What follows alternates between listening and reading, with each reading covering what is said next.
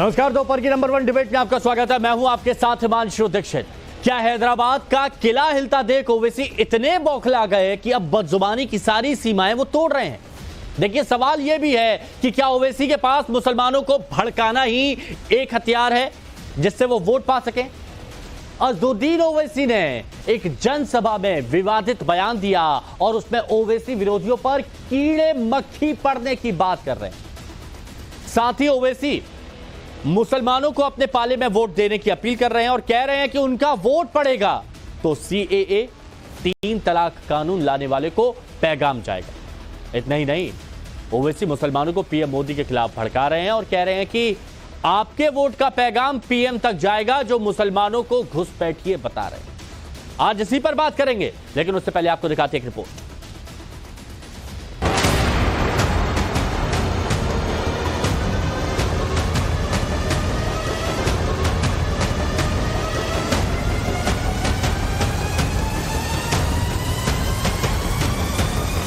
मैं आज कहीं दौरा कर रहा था सुबह में चंद्रायन गुट्टा के इलाके में, तो वहां से हमारी इज्जतदार मां ने कहा अल्लाह उसके मुंह में कीड़े पड़े, दुआ करे।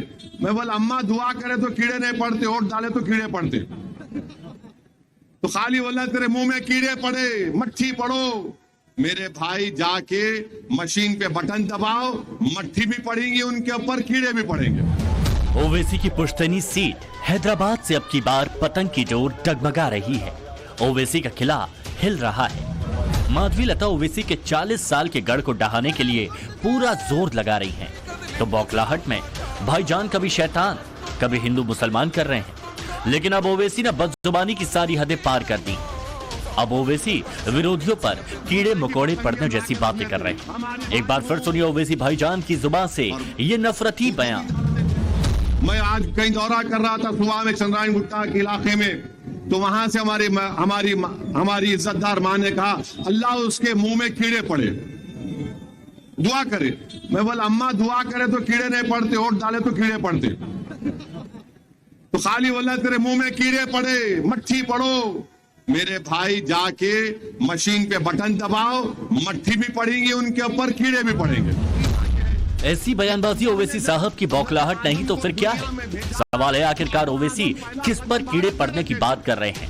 आखिर किसके खिलाफ अज़दुद्दीन ओवैसी अपनी जुबान को गंदी कर बेलगाम हो रहे हैं? दरअसल हैदराबाद का किला बचाना ओवैसी की साख पर सवाल बना हुआ है।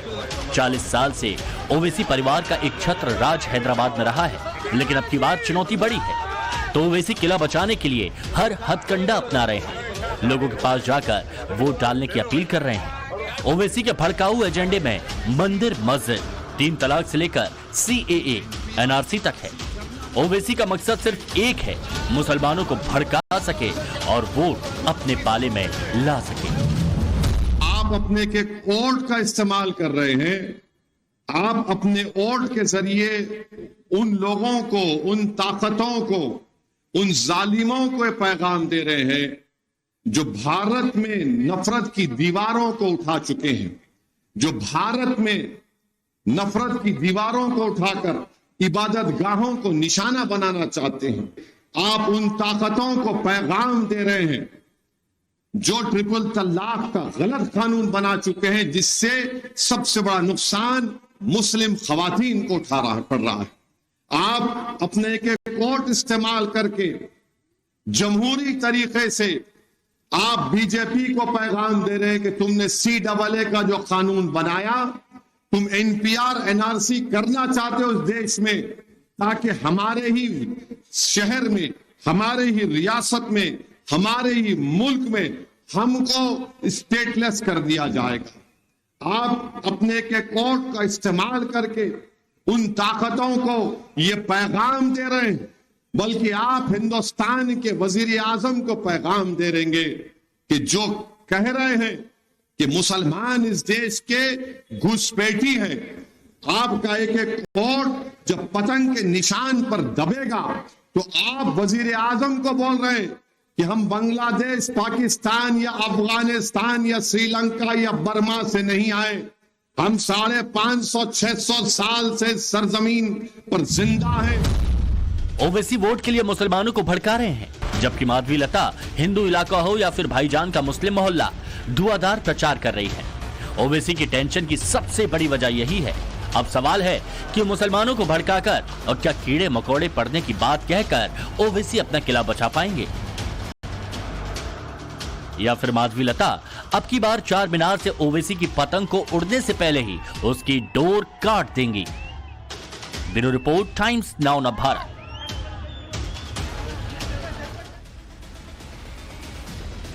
तो रिपोर्ट आपने देख ली, बयान आपने सुना। अब जो मेहमान हमारे साथ जुड़े हैं इस चर्चा में उनसे हम आपको मिलवाते हैं। हमारे साथ प्रत्युष कंठ जी बीजेपी प्रवक्ता हैं, जुड़े हुए हैं। अवधेश कुमार जी वरिष्ठ पत्रकार हमारे साथ में जुड़े हैं। हाजी मेहरुद्दीन रंगरेज साहब हमारे साथ AIMIM के प्रवक्ता जुड़े हुए हैं। हाजी निजाम खान साहब प्रवक्ता पीस पार्टी के। यहाँ आप सभी का बहुत बहुत स्वागत है। रंगरेज भाई, आपने से पहले वोट किया है? वोट करते हैं आप? हाँ, मैं तो जी। तो जब आप लोकतंत्र का महापर्व मनाते हुए अपना मताधिकार, जी मानसो भाई, हाँ, जब आप लोकतंत्र का महापर्व मनाते हुए अपने मताधिकार देते हैं, आप वोट देते हैं, तो क्या आप ये सोच के जाते हैं कि मैं वोट दूंगा तो सामने वाले के, मतलब विरोधी के कीड़े पड़ जाएंगे, मक्खी उड़ जाएंगी? देखिए हिमांशु भाई, आप जो है ना, बयान को किस एंगल से और कहां पर जोड़ देते हैं, ये हुनर मीडिया से ज्यादा कोई नहीं जान करता। मैं बार बार कह रहा हूं, उनसे कहा गया, उन्होंने दुआ करी, उन्होंने कहा कि अगर आपको वोट दोगे, और वोट के लिए उन्होंने तो लोगों को कहा कि वोट ज्यादा से ज्यादा वोट दो। तो ये तो चुनाव आयोग भी कहता है, सारे जितने भी संस्थान है सारे बोर्ड लगाते हैं और सब कहते हैं कि भाई वोट ज्यादा से ज्यादा होना चाहिए। और आज के समय में लोगों का जो लोकतंत्र पे से विश्वास हटता जा रहा है, इसलिए वोट बहुत कम लोग डाल रहे हैं। नहीं, ये तो मुद्दा ही नहीं है ना, ये तो मुद्दा ही नहीं है, ये तो मुद्दा ही नहीं है। मैं देखिए, लोकतंत्र में सभी लोग बढ़ चढ़कर हिस्सा दें, वोट करें, ये अच्छी बात है। लेकिन जो बात कही कि आप वोट दोगे तो कीड़े पड़ेंगे, जाकर मशीन का बटन दबाओ, मक्खी भी पड़ेगी उनके ऊपर, कीड़े भी पड़ेंगे उनके ऊपर, ये क्या है? ये मैं पूछ रहा हूँ। देखिए मैं क्या कह रहा हूँ, उनके बयान में अगर कोई भी आपको लगता है कि उन्होंने कोई गलत बयानबाजी करी है, तो आपके पास अदालत है, आप वहां जाइए। दूसरी बात, मगर जो खुलेआम मुसलमानों को सामाजिक बहिष्कार की बात करते हैं, मारने काटने की बात करते हैं, शमशान कब्रिस्तान की बात करते हैं, 80-20 की बात करते हैं, कपड़ों से पहचानने की बात करते हैं, और जो घुसपैठिया बताते हैं, उन लोगों पर कार्रवाई कब होगी? अच्छा, तो एक बात बताइए। नहीं, आपने कहा ना कि अगर उनको कोई चीज बुरी लगती है, तो अगर आपको उनके बयान में कुछ बुरा लगता है तो आप अदालत का रुख कर सकते हैं। तो वही मैं आपसे कह रहा हूं कि अगर आपको कहीं पर कोई चीज बुरी लगती है तो आप अदालत का रुख कर लीजिए। फिर आप क्यों बोलते हैं कि वो ऐसा बोल रहे हैं, वो वैसा बोल रहे हैं, उनकी तरफ से सवाल उठाए गए? देखिए मानसू भाई, बैरिस्टर साहब बहुत सोच समझ के कोई बात करते हैं, बहुत सोच समझ कर उसको करते हैं। और सदन में पहले वो एक ऐसे सांसद है जिन्होंने CA NRC के बिल को फाड़ के फेंक दिया था। तो ये सोच समझ के नहीं, मेरे को ये बताइए, इस तरह की जुबान, आप कहते इतने पढ़े लिखे, और हमें अच्छा लगता है कि बहुत पढ़े लिखे लोग संसद में जाएं, अपनी बात रखें, बहुत अच्छा लगता है। लेकिन इस तरह की अगर कोई बातें करता है तो ये क्या बताता है? मुझे बस ये जानना है आपसे। आप ये बताइए, जो बीजेपी के सांसद थे रमेश भदौड़ी, वो क्या मैंने अभी आप ओवैसी साहब की बात बताइए। रमेश भदौड़ी की बात उस वक्त हुई थी, बीजेपी का घेराव भी हुआ था, है ना? ओवैसी साहब की बात। तो भाई मैं कह रहा हूं, ओवैसी साहब सबसे ज्यादा सवाल अगर कोई पूछता है सदन में तो इम्तियाज जलील साहब हमारे। अरे आप सवाल पूछिए, 10 बात अच्छी करिए, लेकिन एक आप ऐसी बातें करेंगे तो किरकिरी नहीं होगी। ये क्या था? ये माधवी लता के ऊपर कहा जा रहा था, क्या कीड़े भी पड़ेंगे, मक्खी भी पड़ेगी, ये बताइए। नहीं, वो किसी के लिए नहीं कहा उन्होंने। अरे भाई साहब, जब चुनाव का प्रचार होता है और जनसभाएं होती हैं, उसमें किसी तरीके की बहुत सारी बातें आती हैं। अब ये थोड़ी है कि उन्होंने किसी जो माधवी लता है उनके लिए कह रहे हैं सब। देखिए, वो ऐसी चीजों से बचते हैं और वो कभी किसी के ऊपर कमेंट नहीं करते हैं। मैं बार बार कह रहा हूँ, कह रहा हूँ ये बात। हाँ बिल्कुल, वो कभी नहीं करते। प्रत्युष कंठ जी से एक रिएक्शन लेगा। प्रत्युष जी बताइए, प्रत्युष जी बताइए, ये क्यों इस तरह की बयानबाजी हो रही है? वो ये कह रहे हैं कि बीजेपी वाले भी बयानबाजी करते हैं। आप देखिए कि ये दिखा रहा है कि माधवी लता जी से कितना डर चुके हैं। कमाल का इलेक्शन लड़ रही है, वो समझ में आ रहा हार रहे हैं। अभी जस्ट कुछ ही दिन पहले तो उन्होंने बोला गाय माता का तस्वीर देख काटते रहो। वो क्या था? मुस्लिम वोट को साफ करना था। आज जो बयानबाजी कर रहे हैं, मुस्लिम वोट को साफ करना है। CAA के खिलाफ बोल रहे हैं, सीए के खिलाफ बोलते हैं। ये साफ बात, देखो मैंने डिस्टर्ब नहीं किया था, डिस्टर्ब कर रहे हैं ये। मैंने एक वर्ड नहीं बोला था, जिसने जो भी बोला देखो ध्यान से सुनना चाहिए। आप देखिए, यही तो मैं कहता हूँ, आप नेशनल चैनल पर बैठकर और प्रवक्ता होने के बावजूद भाजपा के, आप देखो अगर ये ऐसे बोलेंगे तो फिर मैं कैसे बोलूंगा, बताइए मुझको। आपके झूठ को एक्सपोज कर रहा हूँ। ठीक है, वो बीफ शॉप पर गए थे और उन्होंने कहा था वह काटते रहो, उसको लेकर है ना। ठीक है, उसको लेकर बीजेपी ने मुद्दा बनाया था।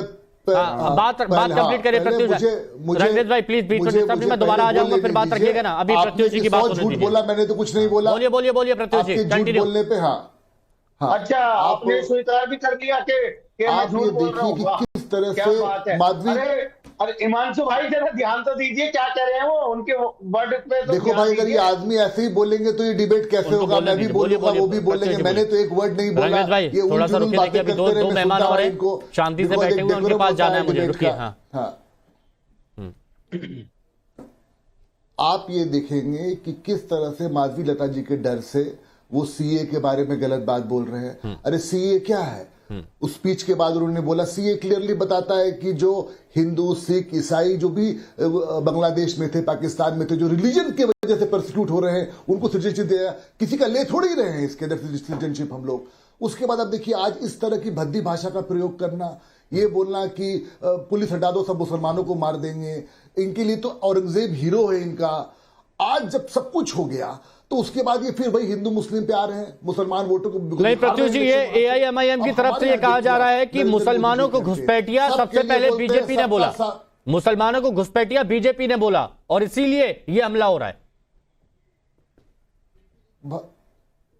भाई ऐसा है, जो लोग हमारे देश में बाहर से आए हैं, हाँ, जिनको यहां रहने का हक नहीं है, उनको आइडेंटिफाई तो करिएगा ना। वो आपका रिसोर्स खा रहे हैं, उनको आप देखिएगा ना। तो सुप्रीम कोर्ट में मुद्दा चल रहा है, सब लोग सुन रहे हैं, सबको पता है क्या है। कंफ्यूज मत करिए इश्यूज को। यहां पे सबसे जो क्लियर बात है कि आप चाहते क्या हैं। क्या आप इलेक्शन हार रहे हैं तो मुसलमान के इस तरह की भाषा का प्रयोग करिए। हमारे प्रधानमंत्री जी बोलते हैं सबका साथ सबका विकास। 35% लोग जो हैं उत्तर प्रदेश के अंदर में जिनको आवास मिला है वो मुसलमान हैं। 37% लोग जो मुद्रा योजना मिला प्रधानमंत्री, लेकिन समझिए, हमारे जो पीएम की तरफ से बयान दिया गया उस पर एआईएमआईएम का स्टैंड ये है। एआईएमआईएम अज़हुद्दीन ओवैसी जब मुस्लिम बस्तियों में जाते हैं हैदराबाद की, तो वहां पर यह बोलते हैं कि आपके वोट से प्रधानमंत्री को वो पैगाम जाएगा जो प्रधानमंत्री बोल रहे हैं कि मुसलमान इस देश के घुसपैठिए हैं।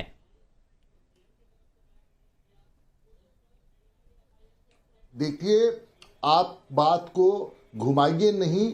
ये जो साहब हैं ओवैसी साहब, इनका काम ही यही है, देश भर घूम घूम के मुसलमानों को ये जोड़ना, इस तरह की बातें करना, भद्दी बातें करना। गाय माता को बोलते हैं काटते रहो काटते रहो, कॉन्स्टिट्यूशनली इलीगल है। आप ही के चैनल में बैठा हुआ था, बीफ शॉप पर गए थे, बीफ शॉप पर गए थे, बीफ शॉप पर गए थे। इनका काम ही यही है बोलने का। हमारे यहाँ बीफ शॉप पर गए थे, कभी भी देखिए आप प्रधानमंत्री को पूरे देश के डेवलपमेंट की बात करते हैं, सबका साथ सबका विकास। इनको समझ में आती है वो बात? तुरंत मैंने बोला बीफ शॉप पर गए थे। हरा रही है, जोर शोर से इलेक्शन हार रहे हैं, ये इनकी हालत खराब है इनकी वहां पे। बीफ शॉप पर गए थे, नहीं वहां पर। ठीक है, इसी तरह की भाषा का प्रयोग कर रहे हैं ये। ठीक है, ठीक है। अवधेश जी, अच्छा एक मिनट रुक जाइए। खंडे साहब एक बार थोड़ी बोलते हैं। अवधेश जी, ओवैसी साहब के बारे में कहा जाता है ये बहुत पढ़े लिखे हैं, बैरिस्टर साहब हैं, और ऐसे पढ़े लिखे लोग संसद में जाएं तो बहुत अच्छा लगता भी है। रंगरेज भाई भी बोल रहे हैं, लेकिन यहाँ पर किसी को कीड़े लगना, वोट डालोगे तो कीड़े पड़ेंगे, मक्खियां उड़ेंगी, इस तरह की बातें, और फिर मुसलमानों की बस्तियों में जाकर मुसलमानों को वो डर दिखाने की कोशिश कि ये आ गए तो ऐसा हो जाएगा, ये आ गए तो वैसा हो जाएगा। ये क्या करना क्या चाह रहे हैं? और इतनी एक वो शब्द वो कहा जाता है ना देसी भाषा, हबड़ तबड़, ऐसा हो क्यों रहा है इनके साथ में? देखिए, मुसलमानों में जो कम पढ़े लिखे हैं या न पढ़े लिखे हैं, वो तो समाज के साथ देखेंगे कि मिल के रहना चाहते हैं, अपनी दाल रोटी की व्यवस्था में है। समस्या ज्यादा मुसलमानों में जो कुछ पढ़े लिखे लोग हैं, जिनकी अपनी पॉलिटिक्स इसी से चलती है कि मुसलमानों के अंदर एक हिंदुओं, सामान्य हिंदुओं के खिलाफ गुस्सा पैदा करो, बीजेपी आरएसएस के खिलाफ गुस्सा पैदा करो, उनको भड़काओ, वही इसी प्रकार से करते हैं। इसलिए ओवैसी जी का पढ़ा होना इस मायने में केवल इतना ही प्रमाणित करता है कि वो भी उसी धारा में चल रहे हैं। देखिए असदुद्दीन ओवैसी चुनाव प्रचार के समय जो कुछ कह रहे हैं, देखिए कीड़े पड़ने का, अगर मैं उम्मीदवार हूं तो मैं यही कहूंगा कि भाई हम विचारधारा की लड़ाई लड़ रहे हैं, किसी के कीड़े पड़ने की बात नहीं कर रहे हैं। वो हार जाए चुनाव, उसके लिए हमको वोट डालना है। कीड़े पड़ने का मतलब ये हुआ कि कोई व्यक्ति मर जाए, उसके लाश का अग्निकांड तक नहीं हो, उसके शव को दफनाया नहीं जाए ताकि उसको कीड़े पड़ जाए। तो इस प्रकार की बद्दुआ इस्लाम में माना जाता है कि जिसको 2 गट की मिट्टी नसीब नहीं हुई वो मुसलमान है ही नहीं, उससे घटिया कुछ होता ही नहीं है। तो वो जो भाषा बोल रहे हैं वो ये है कि ये जो प्राइम मिनिस्टर है और इसको जो आप वोट दोगे इसके मुंह में कीड़े पड़ेंगे, यानी इसको 2 गज की मिट्टी भी नसीब नहीं हो आपके वोट के कारण। तो वो पढ़े लिखे हैं, बहुत सोच समझ के बोलते हैं कि उनके यहाँ क्या कहा जा रहा है। असदुद्दीन ओवैसी जी को जितना मैं देख रहा हूं, उनकी एक ही कोशिश है लगातार कि ऐसी बातें बोलो जो कोर्ट में तो मामला साबित नहीं हो, ऐसे संकेत दो जिसमें लगे ही नहीं कि, लेकिन धीरे धीरे मुसलमानों के अंदर एक उग्रवादी, एक प्रखर, एक मुखर, एक आक्रामक और फंडामेंटलिस्ट कट्टरपंथी फोर्सेस देश में पैदा हो, जिसके आधार पर आप अपनी एक पॉलिटिक्स करो और भविष्य में ये पॉलिटिक्स करते हुए ऐसे मुसलमानों के बड़े नेता बनो। और जो लिबरल लोग हैं थोड़ा, जो चाहते हैं कि इस देश की एकता अखंडता के लिए काम करें, हिंदू मुसलमान की एकता पर काम करें, वो सारे कमजोर हो जाएं और खड़े हों। अब हैदराबाद की जो समस्या है इस समय, क्योंकि माधवी लता ने मुस्लिम महिलाओं के बीच काम किया है, अपना एनजीओ वगैरह चलाती हैं, कितना काम किया अलग बात है, लेकिन उन्होंने काम किया है। 3 तलाक के समय मुसलमान महिलाओं को लेकर भी वो सड़क पर आई थी। तो ये चैलेंजेस मुस्लिम महिलाओं की ओर से ओवैसी साहब को पहली बार मिल चुका है। और 2020 के दिसंबर में हैदराबाद का जो म्युनिसिपल इलेक्शन हुआ था, वहां बीजेपी दूसरे नंबर की 48 सीट लेकर दूसरे नंबर की पार्टी हो गई थी, ओवैसी साहब की पार्टी तीसरे नंबर पर चली गई थी। तो वो भी एक प्रकार का थोड़ा सा भय और फ्रस्ट्रेशन होता है। अच्छा, फ्रस्ट्रेशन है क्या? बातें इस समय कर रहे हैं, लेकिन यह चुनाव आयोग संज्ञान, ये चुनाव आयोग को तो संज्ञान लेना चाहिए। लेकिन हाजी निजाम खान साहब हमारे साथ में प्रवक्ता है पीस पार्टी के। अब देखिए, पीस यानी जहां शांति की बात होती है। नहीं, मैं ये कह रहा हूं कि चुनाव आयोग संज्ञान ले नहीं ले, देश के लोगों को संज्ञान लेना है। मैं इसीलिए देखिए, पीस पार्टी, जहां पीस मतलब शांति की बात करने वाले हाजी निजाम खान से मैं बात करना चाहूंगा। निजाम भाई, ये बताइए कि इस देश का मुसलमान क्या चाहता है कि उनके विकास की बात की जाए, ये बात की जाए कि तरक्की वो कैसे करेंगे, कैसे वो आगे की ओर ले जाएंगे, एक उज्जवल भविष्य की ओर। लेकिन वही डर दिखाना उनको, वही ये कहना कि ये घुसपैठिए हैं, वही ये कहना कि ये बीजेपी आ गई तो ये हो जाएगा, दाढ़ी वालों को चुन चुन के मारा जाएगा, टोपी वालों को चुन चुन के मारा जाएगा, कीड़े पड़े, ये मक्खियां पड़े, ये बातें शोभा देती हैं? आप बताइए। हाँ हिमांशु भाई, आप मेरी बात सुन पा रहे हैं? बिल्कुल सुन पा रहा हूं। हाँ हिमांशु भाई, पहले मेरा नाम थोड़ा आप सही करवा दीजिए। अच्छा। निजाम की जगह नाजिम करवा दीजिए। अच्छा ठीक है, हाजी नाजिम भाई, ठीक है नाजिम भाई। हाँ, अब देखिए जिस तरीके से अभी आपने कहा, देखिए असद साहब की बातों के बात में आपने कहा, तो मैं देखिए सबसे पहले ये कहना चाहता हूँ, देखिए ये देश संविधान से चलता है और संविधान के अंदर हम सबको हक है कि भारत के अंदर किस तरीके से रहें, किस तरीके से खाएं, किस तरीके से पिए। और देखिए जिस तरीके से अभी हमारे भाजपा के प्रवक्ता ने गाय का नाम भी लिया था, मैंने तुरंत बोला बीफ, मैंने सही कर दिया था। हाँ सुन तो लीजिए, मैं तो अभी कहना चाह रहा हूँ, चालू कर रहा हूँ। ये बता दीजिए, गोवा जो भारत का हिस्सा है या नहीं? भाजपा के प्रवक्ता इसका जवाब देंगे। और गोवा के अंदर किसकी सरकार चल रही है, ये भी भाजपा वाले अच्छी तरीके से जानते हैं। और ये बता दीजिए, देश के अंदर जो मुल्क के वजीर आजम जो बार बार ये कह रहे हैं कि हिंदू भाइयों, आप अपनी जमीन जायदाद आपके जो है वो ज्यादा बच्चे वालों को दे दी जाएगी, ये देश के वजीर आजम की भाषा है। और वहीं पर ये क्या कहते हैं कि देखिए मुल्क के अंदर घुसपैठिए आ रहे हैं, ये सब क्या है? और देखिए असद भाई ने कौन सी बात कही, असद भाई ने कहा कि एक अम्मा ने दुआ करी, उन्होंने कहा कि ऐसे ऐसे, अम्मा ने जो कहा, फिर उन्होंने क्या कहा कि आप वोट कीजिए, वोट का अधिकार सबसे अच्छा है, मजबूत है। तो इसमें कौन सी बुरी बात कहती? ये कहा कि वोट का अधिकार सबसे अच्छा है, ये कहा उन्होंने। हाँ, मैं वही तो कर रहा हूँ, वोट का अधिकार, वोट जो है, मैं बोला, सुनिए, मैं बोला अम्मा, सुनिए, तो मैं बोला अम्मा, दुआ करने से कीड़े नहीं पड़ते, वोट डालो तो कीड़े पड़ते। जाकर मशीन दबाओ, मक्खी भी पड़ेगी उनके ऊपर, कीड़े भी पड़ेंगे उनके ऊपर। ये बोला है। हाँ तो हिमांशु भाई ये बता दीजिए, अरशद भाई ने अम्मा की बात को कहा कि दुआ ना करके आप सिर्फ वोट कीजिए, ये कौन सी बात है? अरे वोट तो देखिए हर किसी का अधिकार है लोकतंत्र को मजबूत करने का, तो अरशद भाई ने वोट डालने की बात कही है। अरे ये वोट डालने की बात करी, कीड़े पड़ने की वोट भी इसलिए कैसी बातें कर रहे हैं आप? या तो आपको समझ में नहीं आता और उनको मक्खी लगे, उनको 2 गज जमीन नसीब नहीं हो। सुन लीजिए देखिए, जो इस तरीके की बात मक्खी और मच्छर वाली ये बात, कीड़े वाली बात कर रहे हैं, उन बातों को मैं अलग करके मैं सिर्फ ये कहता हूं कि ये बता दीजिए भारत के अंदर घुसपैठिया कौन थे जो मुल्क के पहले अलग कैसे कर रहे हैं? पहले ये बताइए अलग कैसे कर रहे हैं? मैंने आपसे पूछा, अब जब आपको लगा कि उन्होंने कुछ गलत बोला, अभी तक आप बोल रहे थे असद भाई कुछ गलत नहीं बोलते, लेकिन जब आपको लगा है कि असद भाई ने कुछ गलत बोला है तो अब आप बोल रहे हैं कि उस बात को अलग करते हैं। आपके बद्दुआ करने से नहीं होगा, वोट डालने से कीड़े पड़ेंगे। ज्यादा बच्चों वालों को कैसे दे दी जाएगी? अभी आपने कहा कि असद भाई ने कुछ गलत नहीं बोला, लेकिन जब आपको लगा कि असद भाई ने कुछ गलत बोला तब आप बोलते हैं कि इस बात से अलग हो जाता हूं मैं। आप खुल के बोलिए। देखिए ये स्टैंड होता है कि अगर कुछ गलत है तो गलत है, बोलिए, क्या दिक्कत है इसमें? हिमांशु भाई सुन तो लीजिए, मैं बार बार इसी बात को कर रहा हूँ, मुल्क के वजीर आजम जो बार बार इसी बात को कह रहे हैं कि हिंदू भाइयों की जमीनों को ज्यादा बच्चे वालों को दे दी जाएगी, तो ये बता दीजिए ज्यादा बच्चे वाले कौन है? आप बताइए कौन है? अच्छा आप बताइए कौन है ज्यादा बच्चे वाले? आप बताइए कौन है? को भी गिन लिया जाए, बहनों को। अच्छा आप बताइए कौन है? वो भी शायद इसी श्रेणी में आते होंगे। अरे आप बता दीजिए कौन है, आप बता दीजिए ना। आपने मुझसे पूछा, आप बता दीजिए कौन है। मैं आपसे मैं तो कह रहा हूँ, जो सुन लीजिए हिमांशु भाई, देखिए आप बड़े सज्जन हैं, आपके रेस्पेक्ट करता हूँ, बहुत अच्छे पत्रकार है। मैं ये कहता हूँ कि जो इस बात को कहते हैं कि ज्यादा बच्चे वालों को दे दी जाएगी, तो मैं ये कहना चाहता हूँ वो कितने बहन भाई है? क्या देश को पता नहीं है? देश के अंदर जो इस तरीके का माहौल पैदा कर रहे हैं, मुसलमानों के खिलाफ नफरत का माहौल पैदा कर रहे हैं। और एक चीज और इम्पोर्टेंट बात है, ये बता दीजिए सच्चर कमेटी की रिपोर्ट जब देश के अंदर बताई गई थी कि भारत के मुसलमानों के हालत दलित से बदतर है, तो ये बता दीजिए भाजपा सच्चर कमेटी को क्यों बहाल नहीं कर देती है? लेकिन मुस्लिम महिलाओं का तो इनको वोट चाहिएगा हिमांशु भाई। मुस्लिम महिलाओं से तो मोदी जी भाईजान कहलवाती है। अरे सुन लीजिए अवधेश भाई, मुस्लिम महिलाओं से तो मोदी जी भाईजान कहलवाती है। एक करके कमेटी की बात आती है, मुस्लिम दलित से बदतर हालत में भारत के अंदर उनके बहाल। लेकिन नाज़िम भाई ठीक है, मैं तुरंत वापस अभी मेहमानों के पास आ रहा हूँ, लेकिन भाई एक बात आपने अभी तक नहीं बोली कि पीस पार्टी की बात आप करते हैं, शांति की बात करते हैं, लेकिन असदुद्दीन ओवैसी जिस तरह की भाषा का इस्तेमाल करते हैं, क्या आपको लगता है कि ये शांति वाली भाषा है?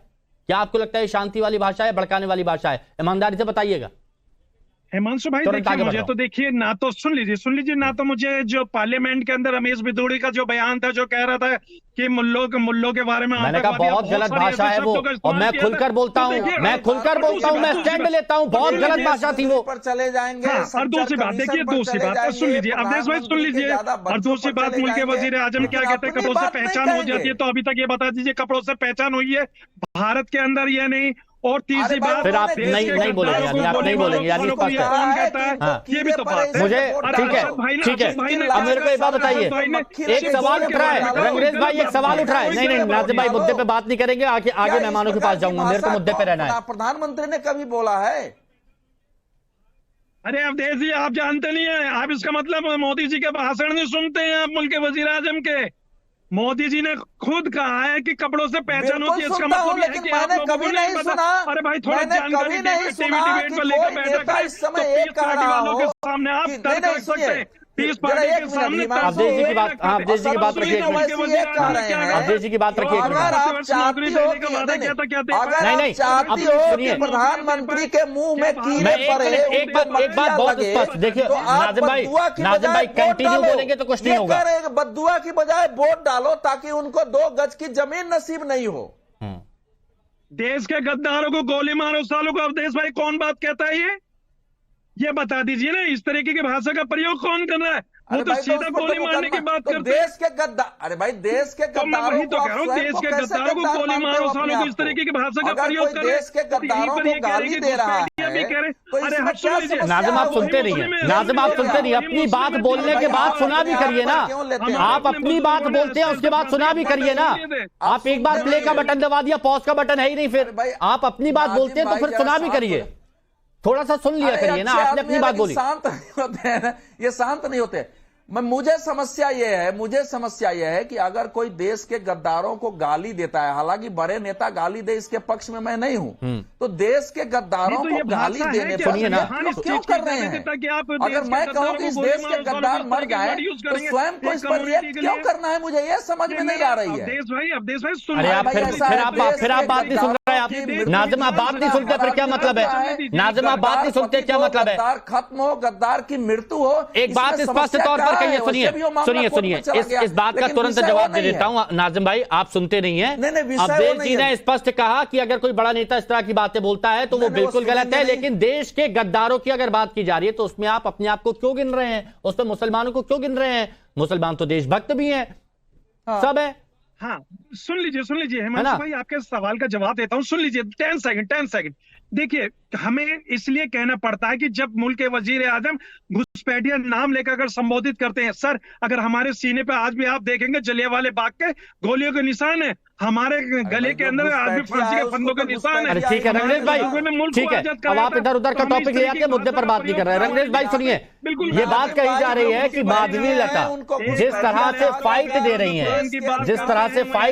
हैं, जिस तरह से वो मुस्लिम बस्तियों में भी जा रही हैं, हिंदू बस्तियों में भी जा रही हैं और हर किसी के साथ वो बातचीत कर रही हैं, उन तक जुड़ने की कोशिश कर रही हैं। शायद यही एक बड़ी वजह है कि ओवैसी साहब इतने ज्यादा एग्रेसिव हो गए हैं कि बयानबाजी की हाइट पार कर दी है। जालिम, शैतान, न जाने कौन कौन से शब्द लेकर आ रहे हैं। देखिए हिमांशु भाई, रामनवमी के दिन भी उन्होंने, माधवी लता जी ने तीर का निशान जो है मस्जिद की तरफ करा, नहीं था, उसका फैक्ट चेक दिखा दिया था, उसका फैक्ट चेक दिखा दिया गया था, नहीं था। बिल्कुल झूठ रंगरेज भाई, फैक्ट चेक दिखा दिया गया था, नहीं था, एकदम गलत बात है, एकदम झूठ। फैक्ट चेक दिखा दिया गया था उसका। ये बिल्कुल झूठ है, आपकी बात पे कह रहे हैं बैरिस्टर साहब, बिल्कुल झूठ है साहब, उन लोगों के लिए कह रहे हैं, ये भी जलन होने की बात नहीं होनी चाहिए। बैरिस्टर साहब कब बात करेंगे डेवलपमेंट का? हैदराबाद में क्या किया है कब बताएंगे लोगों को? बनाए रखना क्यों डरे हुए हैं वो माधवी लता जी से? कोई काम नहीं किया उन्होंने। मैं सुनिए, अब कीड़े वाले बयान पर तो आप अपनी बात स्पष्ट रख ही नहीं पा रहे हैं। नाज़िम भाई मान रहे हैं गलत बोला है, लेकिन डिफेंड करने से बच रहे हैं। लेकिन एक बात बताइए, ये तो आप चलिए छोड़ दीजिए, मैं स्पष्ट बोलता हूं, जहां अज़दुद्दीन ओवैसी ये लगातार मुद्दा उठा रहे हैं 3 तलाक वाला, 3 तलाक वाले मुद्दे पर आपकी राय क्या है? 3 तलाक खत्म होना चाहिए था या नहीं? बिल्कुल खत्म होना चाहिए। जो हमारे असद साहब की राय है वही हमारी राय है। असद साहब बिल्कुल सही कह रहे हैं, वो CNRC को भी मना करते, हम तो सबको वो बिल भी फाड़ा। तो हम हर एक उस मुद्दे पर बात करते हैं जो मुद्दा देश में दो समाज के लोगों को तोड़ता हो और देश में नफरत लाता हो। मुझे तो 3 तलाक के नाम पर मुस्लिम महिलाओं से वोट मांग रहे हैं अज़दुद्दीन ओवैसी साहब। बीजेपी के लिए अज़दुद्दीन ओवैसी साहब 3 तलाक के नाम पर मुस्लिम महिलाओं से वोट मांग रहे हैं। मुसलमानों के खिलाफ वो 3 तलाक को सब, अरे 3 तलाक को लेकर मुस्लिम महिलाओं से वोट मांग रहे हैं। आप ये बताइए, हमारे रंगरेज भाई आपने सुना, 3 तलाक को लेकर मुस्लिम महिलाओं से वोट मांग रहे हैं। मैंने सुना, सब कुछ सुना, मैं तो कह रहा हूं। तो आपकी राय अलग है क्या उनसे? हमारी राय उनके साथ में है। मैं तो नहीं तो 3 तलाक होना, अरे मतलब 3 तलाक होना चाहिए था, नहीं होना चाहिए था? मैंने क्या कहा, असद साहब की जो राय है वो हमारी सब क्या राय है आप? अरे आपकी और उनकी राय में कुछ तो होगा, आप बताइए ना। कि वो तो वोट मांग रहे, अभी आपने बोला कि खत्म होना चाहिए था, लेकिन वो तो 3 तलाक को गलत बता रहे हैं कि वो ऐसा इन्होंने कानून बना दिया, ऐसा बिल्कुल गलत है ये तो वही तो कह रहा हूँ मैं, गलत तो कह रहा हूँ मैं भी, तो वही कह रहा हूँ मैं। तो पत्रकार जो अवधेश कुमार यहाँ बैठे हैं, मुझे तो उनपे वो आ रही है, हंसी आ रही है। अरे वो क्या कह रहे हैं, आप क्या कह रहे हैं? कर देते हैं वो क्या कह रहे हैं, आप क्या कह रहे हैं? बंटवारा कर देते हैं। अरे बंटवारा, प्रत्युष जी ये लगता है समझ नहीं पाए। प्रत्युष जी हादी मेहरुद्दीन को मेरे पर हंसी आ रही है। बहुत इनको बिल्कुल ही ज्ञान नहीं कि बोलना क्या है इनको। कोई एक महिला कह रही है कि कीड़े फरे, ये तो कमाल के आदमी है, इनको तो अपने पार्टी का भी ज्ञान नहीं है कौन क्या बोल रहा है। वोट डालोगे तब फरेंगे, तब उनको बुद्धि लगेगी। वो जालिम है, इसलिए उनको 2 गज की मिट्टी नसीब नहीं हो।